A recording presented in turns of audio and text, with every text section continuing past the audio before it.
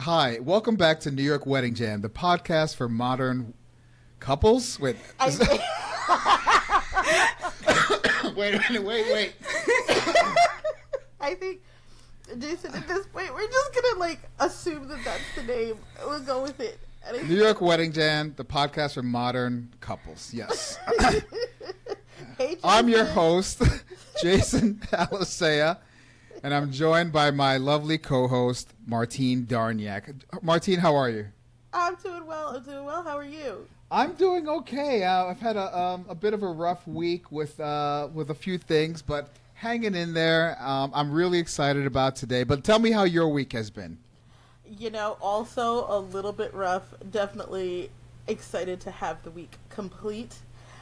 It's nice to be on a Saturday afternoon, and always lovely to chat with you. Yeah, so today's topic, we are going to be discussing non-traditional photography and photographers. And we have a special guest in studio. She is someone who I've been following on Instagram for a very long time. And I think I made mention to her recently, like if I were getting married today, I think she would be my photographer. I sent her that message. I really meant it. Do you want to introduce her, Martine? Absolutely. And I also have been following our lovely guest today. So love to introduce and welcome Kathryn Cooper from Kathryn Cooper Weddings to the podcast. Welcome, Kathryn. Thank you so much. So Kathryn, why don't you tell us a little bit about your business and you and how you kind of got here. And we'll talk about all of the things today, but wanted to give you an opportunity to introduce yourself to our guests today. Thank you so much. And Martine, you and I, of course, have worked together. Jason, we have followed each other for a long time, and thank you for your two kind words. So I am a full-time photographer, and my aesthetic is very vibrant, fun, joyful, but what I really concentrate on is kind of quirky, non-traditional adventure and unique celebrations. I have two separate photography businesses, and I think that actually really helps me kind of concentrate on getting unique perspectives. One business kind of helps the other. So Kathryn Cooper Weddings is, of course, my wedding photography business. And then I have Kathryn Cooper Photography, which I have had since basically I graduated school. And that concentrates on travel, events, nonprofits, headshots, movie and TV, so those types of things. So kind of doing, unique portraits in places all around the world helps me just get creative in my wedding photography business and kind of bring back new ideas from new places. And I will tell you, Kathryn, before we started working with each other and when I just was looking at your profile, so many colorful, beautiful photos in such unique locations, which is one of the things that really attracted me to just the aesthetic of it all. It is definitely very vibrant and bright and just looked like a lot of fun, which, I mean, I don't know, if you're going to do the wedding thing, we want to have fun with it. And I know, Jason, you and I have talked about all the, our different, things that we love about weddings, but one of the things that I truly do love is ensuring that my couples have a good time doing it. And Kathryn, you just always just say, was like, yeah, no, that's definitely going to be fun and interesting and just definitely appropriate for the clients that you photograph. So love your stuff, definitely love your work, and thank you again for being a guest today. Yeah, I don't know when I made this comment to you, but I think after a few months of watching your work, Kathryn, I think I commented that your work is like candy for my eyes. Yeah. Did I pay you to say that? No, you didn't pay me that Do much. I have to now? You didn't pay me that much, but I'll pay you the royalties. I mean, that's very kind of you, and that means a lot, and I think that's a lot of why my couples choose me. I think there's a way to be very serious about marriage, and I think people should be serious about marriage, but not have a stuffy wedding. And so my couples really come to me and say, hey, this person's really important to me, but we want to do all these unique things and we want to have a blast, and we're seeing these people who haven't ever met, and we know this uncle's going to be crazy, and we want someone who can capture all that and predict the little moments that's about to happen and really capture it in the moment. And that's what I do. And then on top of it, I add my non-traditional creative spins and unique perspectives, and altogether I think they get kind of a one-of-a-kind photography storytelling experience, with just a lot of fun thrown in. So I see exactly what both of you are saying, and yes, I always want to capture that joy and fun. So could you tell us a little bit more when you say, and I know you've kind of touched on it a little bit, but when you're talking about non-traditional, what do you really mean? What does non-traditional photography look like in practice? Yeah, so a lot of my couples don't want to follow the TikTok trends and the Pinterest boards.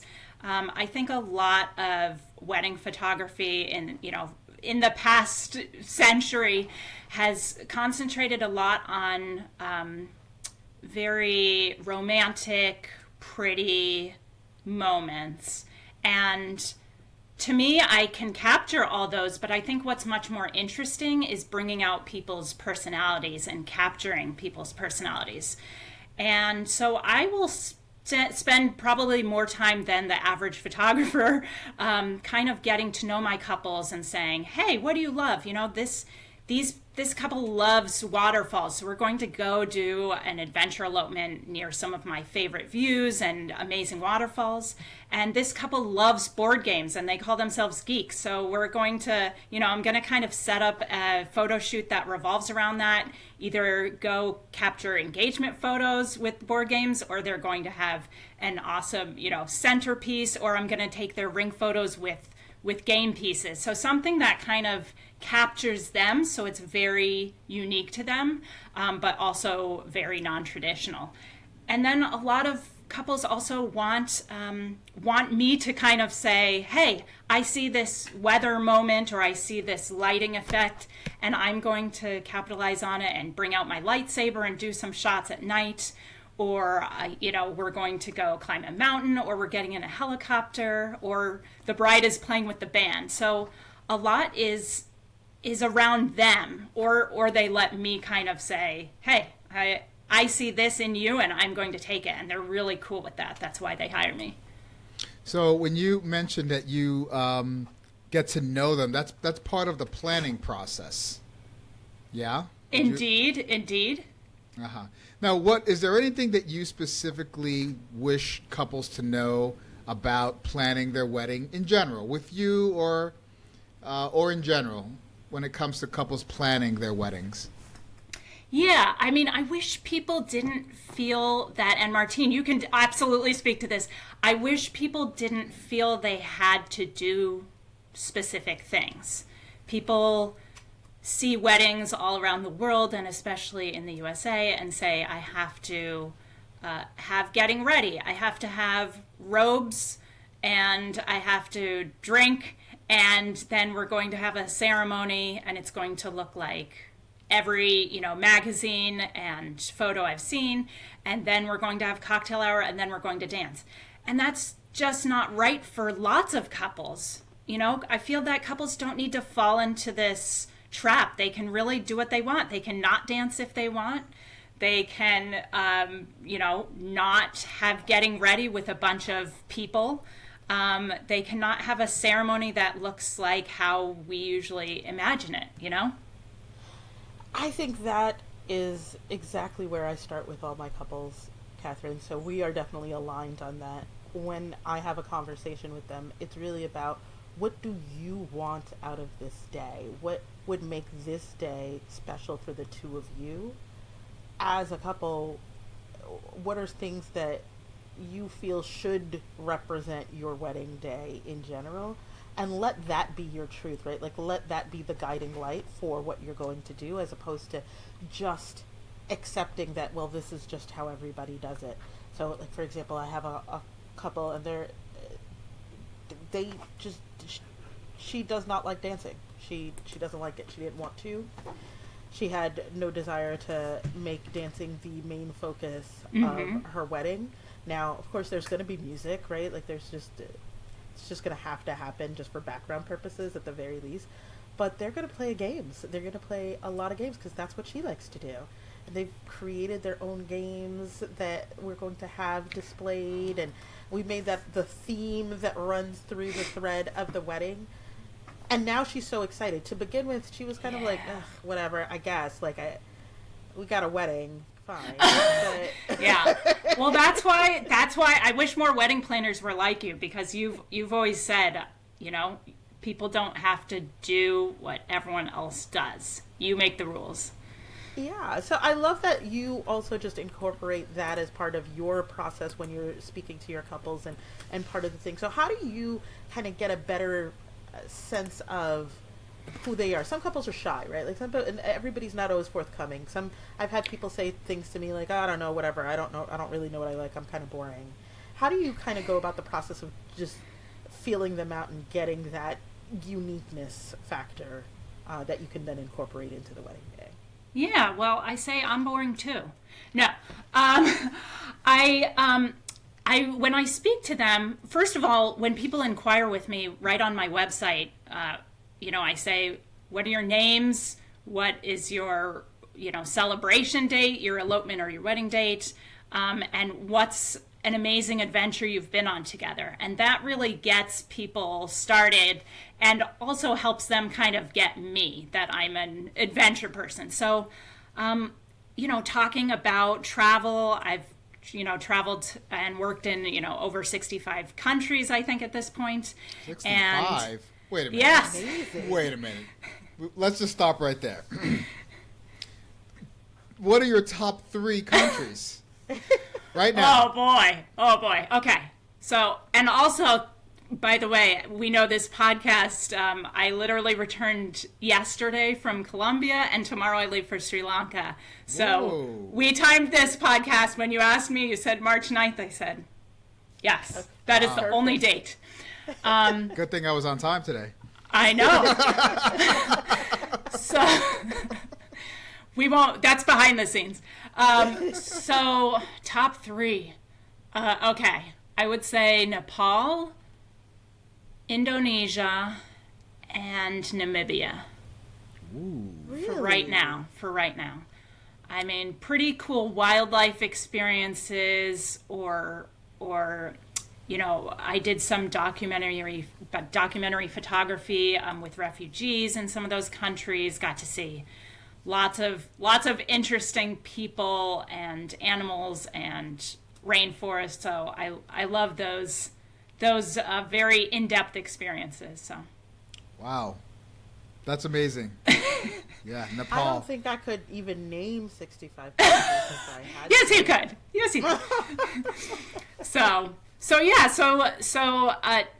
travel is obviously something I bond with a lot of my couples over, or getting them started on, a lot of people are also homebodies, and then we bond over board games or video games. And we don't have to bond, but it's obviously nice to have something in common. And the people who reach out to me generally aren't typical. So they generally have kind of a point of view or a theme or something there that they found me through, and they say, hey, you identify with this thing we want. So, a lot of people just speak about memories. Maybe it's memories with specific family members at campfires, and then they're going to have a bonfire at their wedding, So there are so many little things to pick up on. And that also helps people feel that I am customizing my wedding photography to them, which I am. So every single wedding is different. So with that, and again, obviously each couple, individuals, but is there something that you would like to shoot that you have not done yet? A scenario, if you will, that you haven't hit on or touched on yet? I really would love to capture a couple, maybe more for an engagement session, doing aerials, like aerial silks. Wow. Aerial You know, silks. you I'm know, not sure hey, Yeah, like the. if you ever see yeah, Cirque du Soleil, you know, Oh. people doing so I think something Yes. acrobatic would be really neat. I would also love to do something in some really cool environments. In places I have not been, like in Kazakhstan or in Mongolia, there's some really, really amazing landscapes. I have not done photos on a glacier or in an ice cave yet. That would be really cool.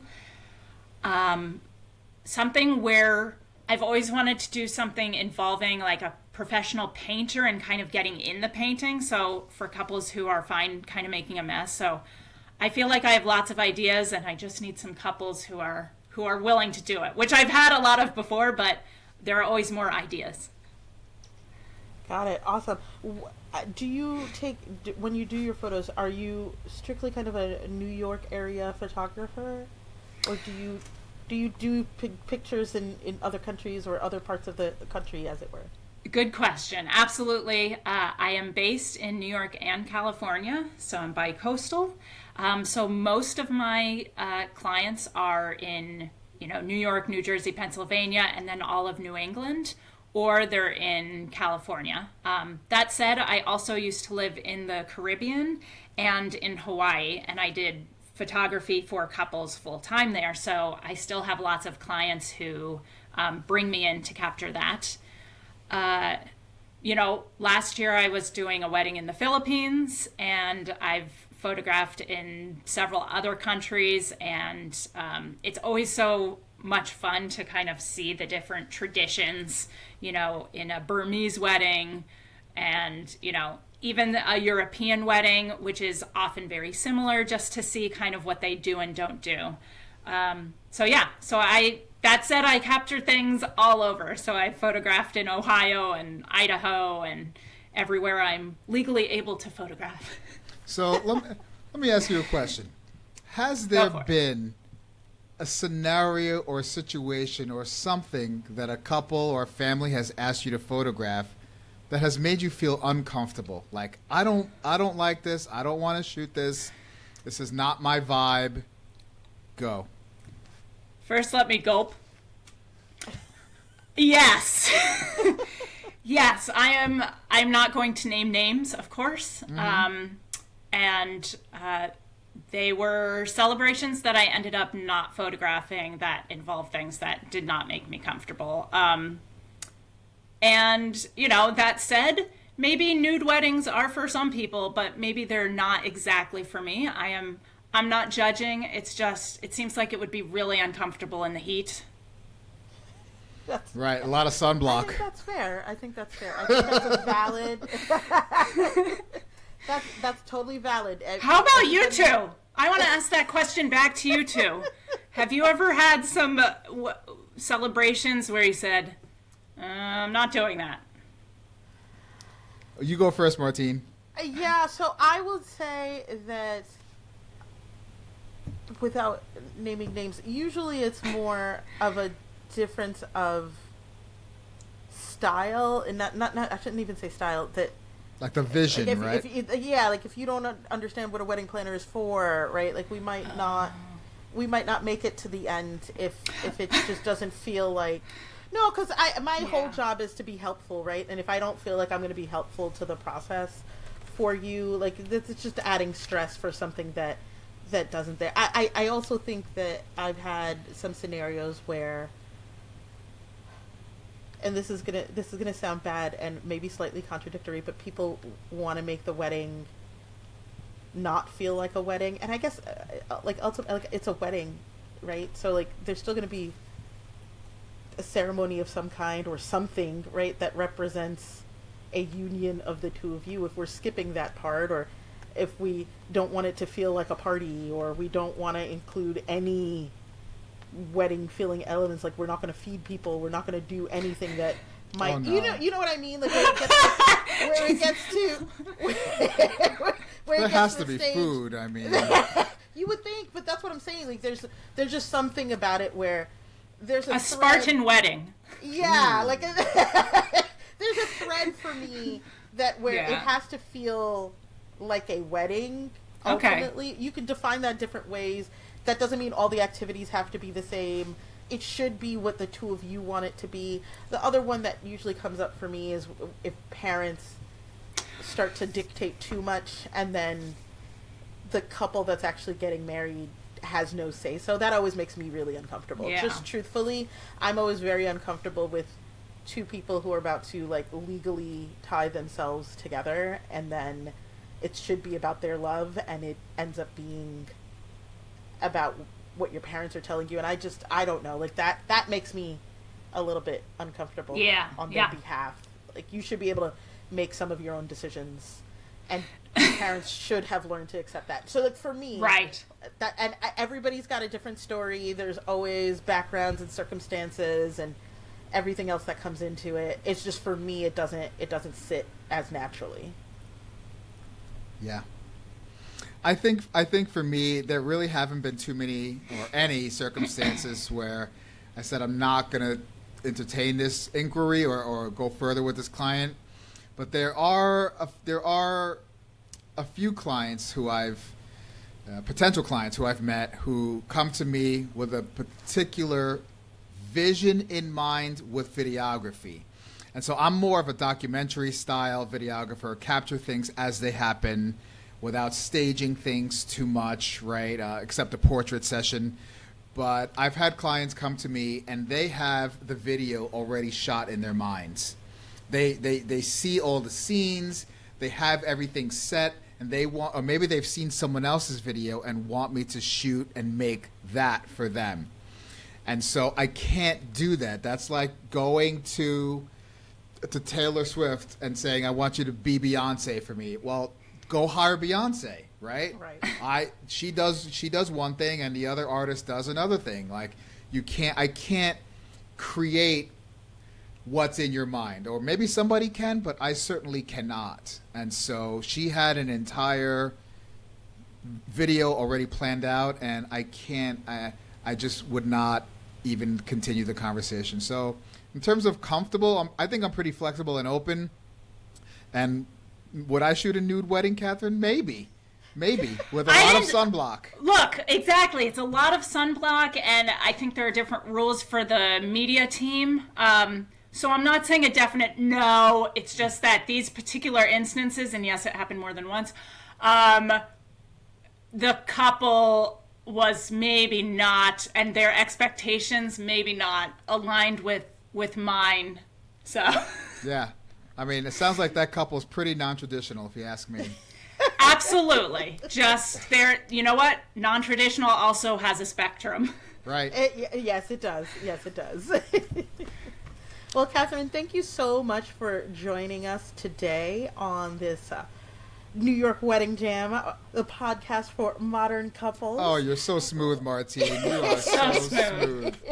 Wow. We appreciate you. We appreciate you joining us today, and we hope to have you back again another time. Any final thoughts before we drop off?